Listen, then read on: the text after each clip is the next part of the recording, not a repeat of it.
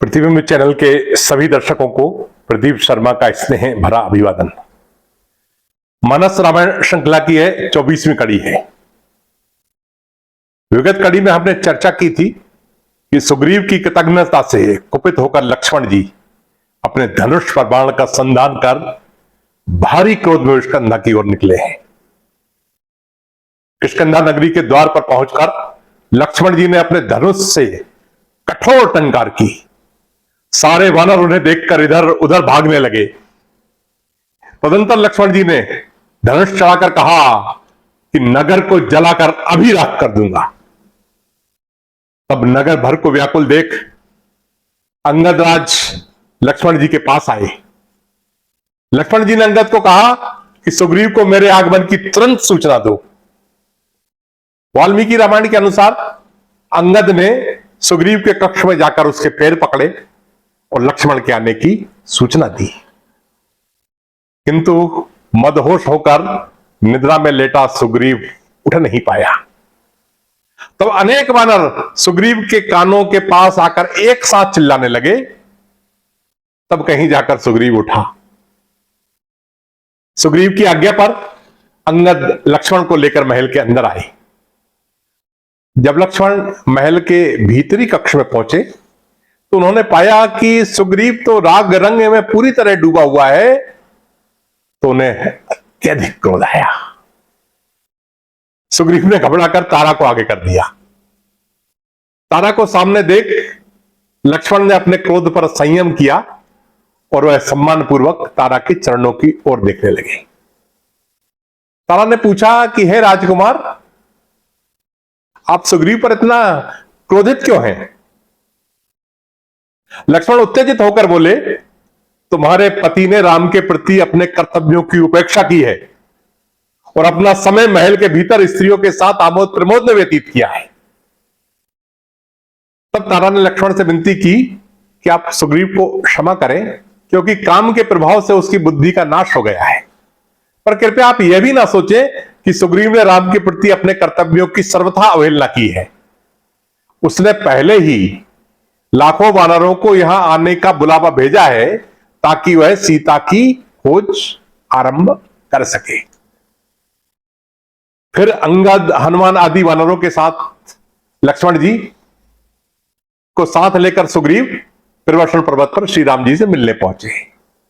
तब तक सारी वानर सेना भी भूमंडल के कोने कोनों से वहां पहुंच चुकी थी। अनेक रंगों के वानरों के दल सब दिशाओं में दिखाई देने लगे थे। प्रभु ने सेना में आए प्रत्येक वानर से मिलकर उसकी कुशल क्षेम पूछी थी। सुग्रीव ने सीता जी की खोजबीन के लिए सारी वानर सेना को 4 दलों में बांट दिया। वानर राज विंध्य के नेतृत्व वाले दल को पूर्व दिशा में खोज पर जाने को कहा। सुषेण को अपने अनुयायियों के साथ पश्चिम दिशा में जाने के लिए कहा और शतवली को उसके दल के साथ उत्तर दिशा में जाने का आदेश दिया। इसके पश्चात सुग्रीव ने अंगद, नल, नील, हनुमान, जामवान जैसे महारथियों वाले दल को अंगद के नेतृत्व में दक्षिण दिशा में भेजा। क्योंकि अभी तक सारे संकेत यही बता रहे थे कि रावण दक्षिण दिशा में गया है, अतः दक्षिण दिशा वाले दल में ही सारे धुरंधरों को रखा गया था। सुग्रीव ने सभी वानर भालुओं को आदेश दिया था कि यदि महीने भर में सीता का पता लगाकर वापस आ जाना, नहीं आए तो तुम लोग मेरे हाथों मारे जाओगे। चारों दलों में सुग्रीव को सबसे ज्यादा भरोसा हनुमान जी वाले दल पर था। राम को भी विश्वास होने लगा था कि हनुमान जानकी जी का पता अवश्य लगा लेंगे और इसीलिए उन्होंने हनुमान जी को अपनी अंगूठी देते हुए कहा कि इस अंगूठी पर मेरा नाम अंकित है। जब तुम सीता का पता कर लोगे तब उन्हें यह मेरी अंगूठी दे देना। सीता को विश्वास हो जाएगा कि तुम मेरे दूत हो। चारों वानर दल अपने अपने नेता के नेतृत्व में उन्हें निर्देशित दिशा में जानकी जी के अनुसंधान के लिए चल दिए।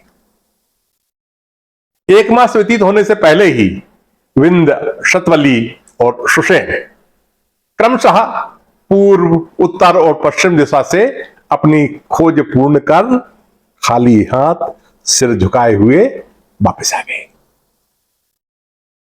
अब सभी की आशा अंगद के नेतृत्व में दक्षिण दिशा में गए दल पर ही थी। अंगद के नेतृत्व वाला दल संपूर्ण विंध्य श्रेणी की छानबीन करने के पश्चात भूख और प्यास से व्याकुल हो उठा, क्योंकि उस क्षेत्र में कहीं जल नहीं था। उस पर्वत को छोड़कर वानर निकट स्थित वन में गए तो वहां तो स्थिति और खराब थी। उस वन में तो कोई पत्ती तक नहीं थी पेड़ों में, फल और पुष्पों की तो बात ही क्या, सारे जल स्रोत सूखे हुए थे और इसी कारण उस वन में कोई पशु पक्षी भी नहीं था। भूख और प्यास से सभी वानर परेशान हो गए। तभी अंगद और तार को एक गुफा दिखी जिसमें आर्द्र विसर्पी पौधे थे और जल पक्षियों के समूह गुफा के अंदर से निकलकर आ रहे थे। तो सबको लगा कि इसके अंदर जल और भोजन जरूर होगा, तो सभी उसी गुफा में प्रवेश कर गए। वह गुफा अत्यंत गहन और अंधेरी थी। वानर एक दूसरे का हाथ पकड़कर उसमें प्रवेश कर गए। 8 मील की दूरी इस तरह अंधेरे में पार करने के बाद उन्हें प्रकाश दिखाई दिया। उन्हें सुनहरे वृक्षों की वाटिका, स्वर्ण महल, सुंदर जलाशय दिखाई दिए। फिर उन्हें वहां एक वृद्धा तपस्विनी दिखाई दी। तपस्विनी ने वानरों को भूखा प्यासा जान उनसे कहा कि पेड़ों पर लगे फूलों से अपनी भूख मिटाकर सरोवर के जल से अपनी प्यास को शांत करो। वानरों को भोजन कराकर तपस्वी ने फिर उनसे वहां आने का कारण पूछा। हनुमान जी ने सारा वृत्तांत उन्हें सुनाया। हनुमान जी आगे बोले कि सुग्रीव ने हमें सीता जी के अनुसंधान के लिए जो समय दिया था वह कभी का बीत चुका है। अब हमें भय है कि वानरराज सुग्रीव हमें मृत्युदंड देंगे। कृपया आप हमारा उद्धार करो।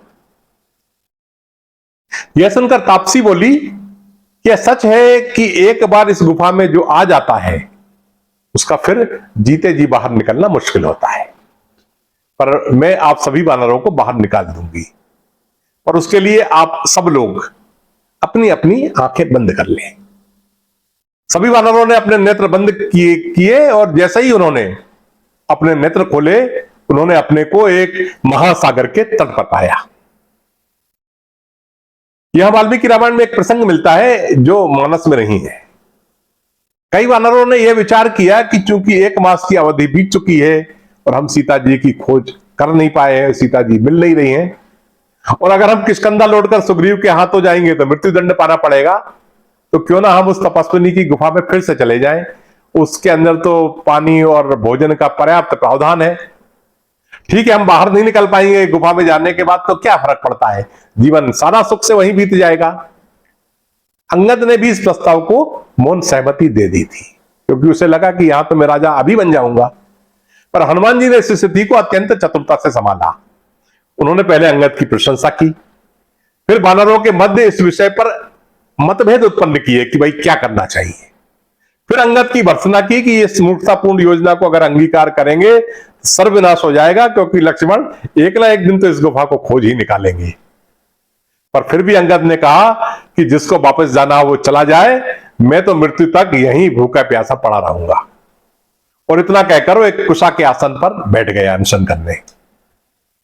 कई अन्य वानर भी उनके साथ उपवास करने लगे। वहीं पर्वत की एक ऊंची चोटी पर जटायु के अंग्रेज संपाति बैठे हुए थे। तो उन्होंने ऊंचे स्वर में बोला, अरे विधाता ने आज मुझे इतना सारा भोजन दे दिया है, आप सब लोग उपवास कर रहे हो, आप मरोगे, सब मेरे भोजन बन जाओगे। यह सुनकर अंगद ने हनुमान से कहा कि देखो भाई, दुष्ट कैकेयी के कारण क्या क्या उत्पात हो रहे हैं। पहले जटायु मारे गए, फिर बाली मारे गए, और अब हम सबकी मृत्यु होने वाली है। जटायु की मृत्यु की बात सुन संपाति ने वानरों से समाचार के बारे में सब कुछ बताने को कहा। वानरों ने संपाति की सारी कथा सुनाई। संपाति ने कहा कि गिद्ध की दृष्टि काफी तेज होती है, इसलिए मैं यहीं से देख पा रहा हूं कि 100 योजन दूर समुद्र के पार लंका की स्वर्ण नगरी में राक्षसियों द्वारा गृह जानकी जी बैठी है। आप में से जो 100 योजन का समुद्र पार कर सकता है तो जाकर उनकी खबर ले आए।